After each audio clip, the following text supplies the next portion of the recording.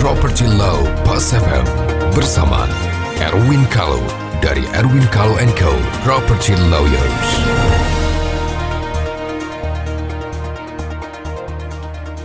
Mitra bisnis Pas FM, kita jumpa lagi dalam acara Property Law dengan saya Erwin Kalau dari Erwin Kalau & Co. Property Lawyer. Hari ini kita akan membahas tentang sertifikat yang dibalik nama tanpa sepengetahuan pemiliknya. Beberapa waktu yang lalu di media ramai ada orang yang katanya kasih lihat sertifikatnya untuk dijualkan rumahnya, tahu-tahu dibalik nama sama brokernya. Nah, yang saya ingin sampaikan di sini adalah betapa rawannya sertifikat itu. Karena pertama adalah sistem pendaftaran tanah kita di Indonesia itu bersifat formalistik. Itu kebenaran formal. Artinya apa?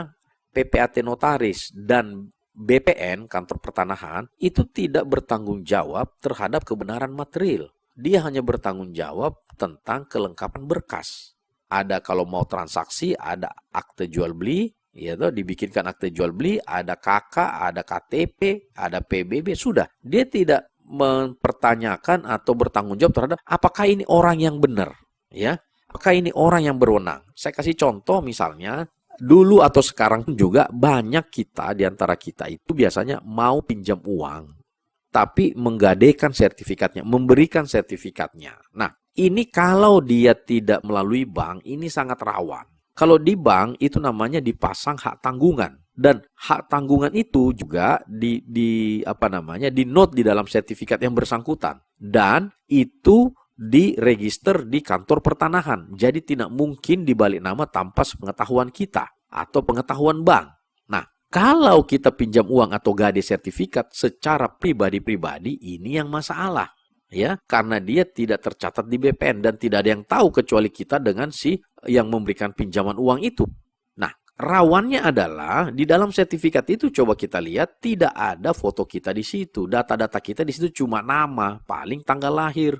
Nah, masalahnya adalah di Indonesia ini sangat mudah membuat dokumen-dokumen begitu. Uang palsu saja bisa kok, apalagi KTP palsu, KK palsu, gampang. Kalau sertifikat itu namanya si A, saya bikin KTP nama si A, gampang kan? Terus saya bikin KK, saya bikin ini. Artinya semua itu bisa direkayasa. Nah, kalau kelengkapan administrasi atau dokumen-dokumen itu sudah lengkap, notaris atau PPAT itu tidak ada alasan untuk menolak itu. Dan dia tidak bertanggung jawab terhadap kebenaran material. Artinya apakah ini si A yang benar atau bukan. Sehingga dilaksanakanlah proses jual beli itu dengan orang yang si A palsu. Lalu dikirim ke BPN. BPN juga tidak tahu si A yang mana. Pasti dilihat kelengkapan berkas. Berkasnya lengkap, dia proses balik namanya.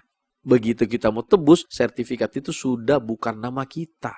Kalau ini yang terjadi bagaimana? Kita bisa saja menuntut, ya, bahwa sertifikat itu dibalik nama dengan cara ilegal. Kita bisa laporkan ke polisi karena pasti ada pemalsuannya di dalamnya. Karena kita tidak merasa untuk membuat akte jual beli. Berarti ada pemalsuan. Kita boleh menuntut pembatalannya, pidananya dengan pemalsuan. Tentunya tersangka pertama adalah orang yang meminjamkan uang tadi.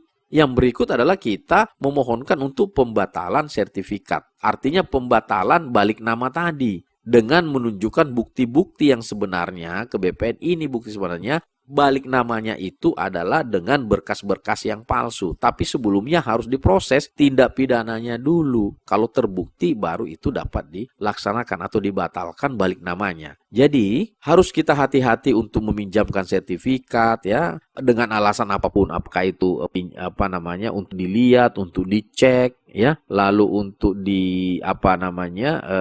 gadai, itu sangat rawan untuk disalahgunakan, ya.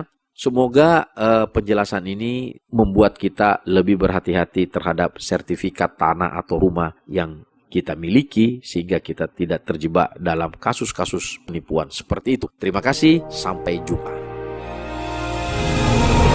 Nantikan Property Law Pas FM berikutnya. Bila Anda memiliki pertanyaan Property Law, email ke redaksi@pasfm.com. redaksi@pasfm.com.